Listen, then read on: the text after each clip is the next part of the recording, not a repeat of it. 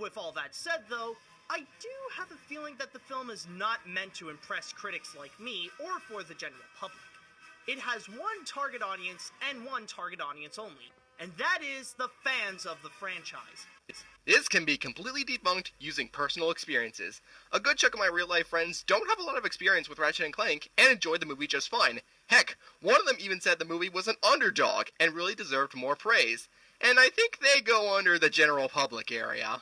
Maybe your friends are so nice that they just don't want to get any involvement to this fanboy thing whatsoever. Also, Animat, you state the obvious. Not only does this movie take its time to introduce many small elements screaming out, "Hey, remember this from the games?"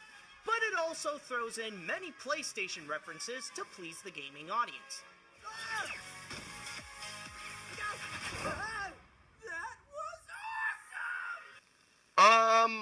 Where's the PlayStation reference? Is it here? Nope. Is it here? Guess not. Is it here? Nope. You told a fact about the movie itself and failed to present anything proving it, and instead just played a random clip from the trailer. If you're not allowed to use clips from the movie because of copyright, why not just tell one of the many references in this movie? There are several of them, but you presented none of them, and instead added a random trailer clip that contributed nothing. GG. Okay, I do agree with you that he shouldn't just tell the joke, but like I said, he didn't play the games, and he has no interest in them. Seriously, the critics aren't being jerks, they just want to review the movie and just get out of the way. I know they're not saying that the movie is terrible when they first saw it, they never play games, and they just have no interest in the series whatsoever. Are you guys irritated by that? Well, I do. Because it's true. Next! The only thing that I can give this credit for is that at least the animation is pretty good.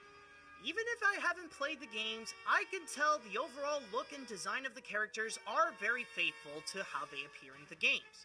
Considering that this is a sci-fi flick, it does have some things to its advantage. The character designs are pretty creative and bring out some unique and fun-looking results, and it does use a lot of the weapons and gadgets to its potential.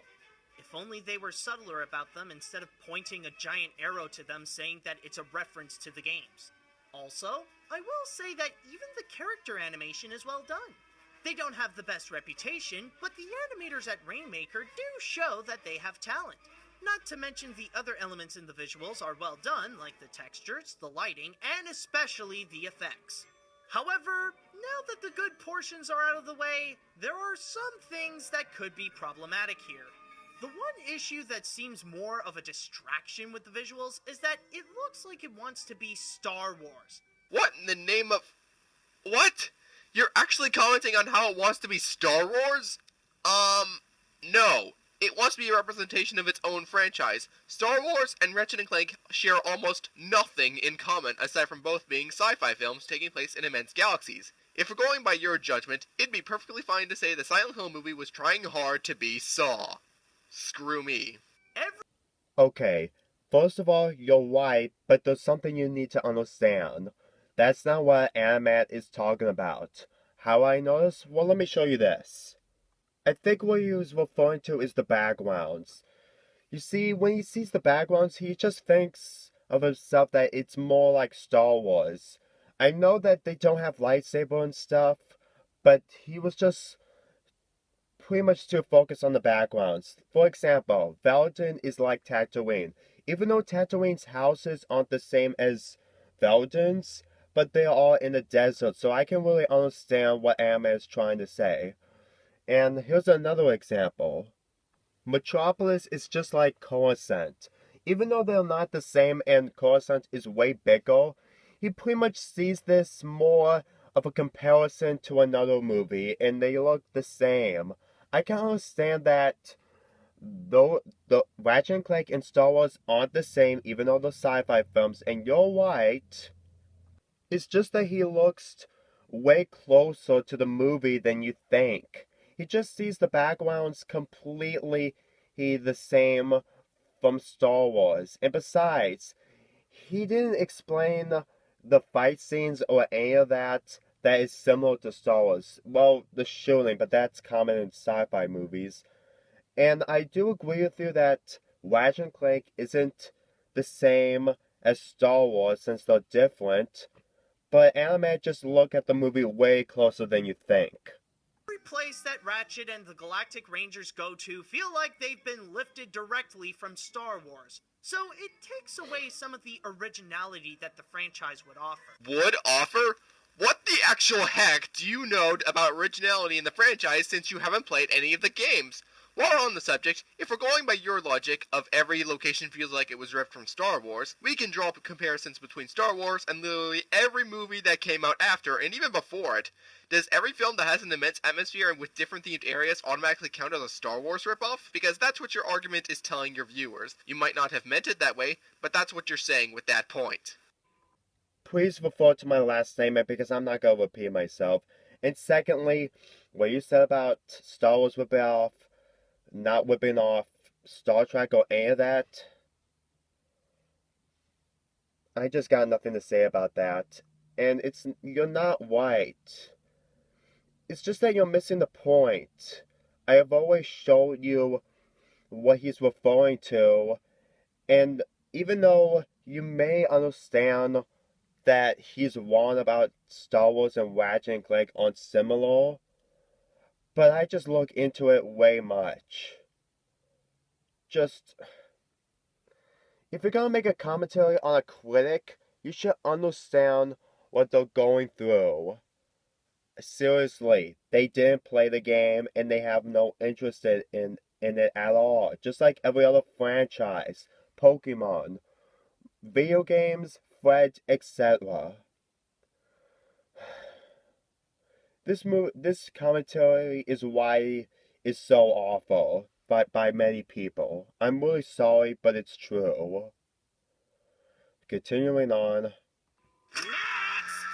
Also, not only does it try and fail to be a comedy, but it also tries to incorporate many action scenes, which I guess are the parts where the player would do something in the games. They could have worked and be effective, but the problems are that 1. The design of the enemies look too goofy to be taken seriously, and 2. There is no feeling of investment towards the characters. And trust me, I'll get to that later. Goofy enemy design in a Ratchet and Clank form of media? Gee, that's a first for the series. Actually, it isn't. It's been a staple of the series since day one. But even if you found them too goofy, give some explanation. You viewers don't have a good idea of what too goofy means in this case, so you gotta give some sort of detail as to what makes them too goofy for your tastes. Your audience is not a bunch of Mr. Zircons either, and when he said he'll get to the investment in the characters later, remember that this review has been failing so far, and just imagine what that'll be like. I'm not gonna repeat myself again. Oh my gosh. At least we're halfway there. Okay, and secondly, not the people who watch this review, not all of them are Ratchet and Clank fans. Some of them didn't play the game and they don't have interest in it whatsoever. They're not being cruel at all. They just don't know about the series that much. And besides, him saying that the anime design is goofy and stuff, he actually did show a clip of Ratchet and that guy, and I do admit that guy's design is kind of goofy, and it just isn't used for me. But still, the movie was still in theaters, and there was not a lot of clips. Get used to it. I'm really sorry I'm not good at saying things, and this is also my first commentary. It's just that I can't really take this commentary too seriously, that he's just defending the movie because he's a fanboy. But the biggest problem with this movie is how it all came out in the rendering. If the rendering was a lot better, this film would have looked fantastic. Care to explain what you mean by rendering? You left that complaint incredibly vague to the point where most people are going to have no idea what you're talking about. The footage you show doesn't do you justice either, as someone could see this and think it looks just fine. You gotta explain what you mean instead of leaving us in the dark. You do realize that this movie's budget is $20 million, you know? That's why he said that the movie isn't as fantastic as it was.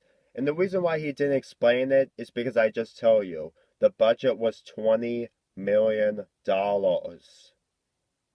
Seriously, Waymaker isn't famous. That's why Animat is right about this. The movie didn't have a lot of money to make the rendering look good. Sure, they have talent, but they didn't have a lot of money to make the rendering look fantastic. But instead, it makes the overall visuals a bit sloppy, and instead of a movie, it looks more like, well, a cutscene powered by a gaming console. You actually have a problem with a video game-based movie looking like a video game?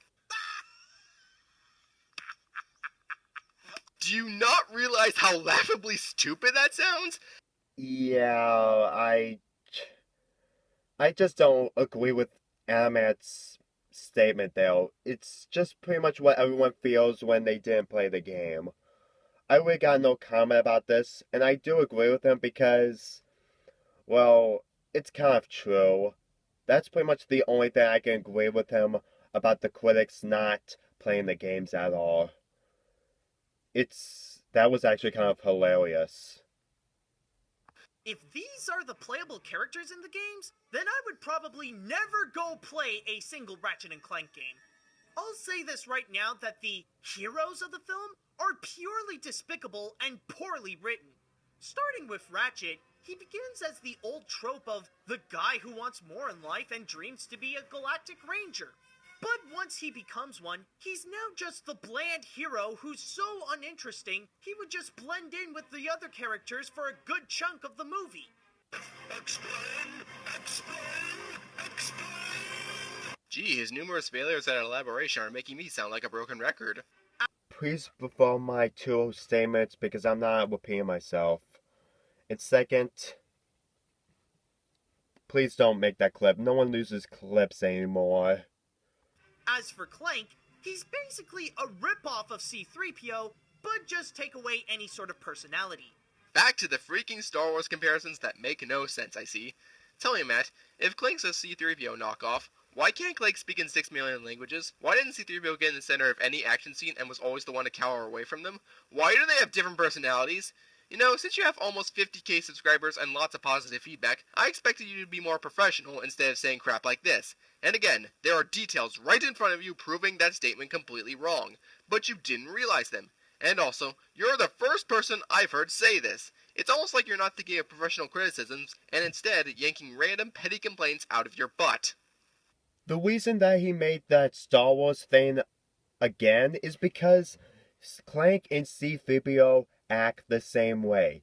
Even though they're not the same character, and even though the personalities are far different, it's just that Animat sees Clank as a ripoff of C-3PO because of how he acts. You know, I understand I'm really making this commentary really boring and really obvious, but that's the whole thing. These people didn't play the games and have no interest. That's my comment to you. That's how they see it. And you defending the game isn't gonna change their mind.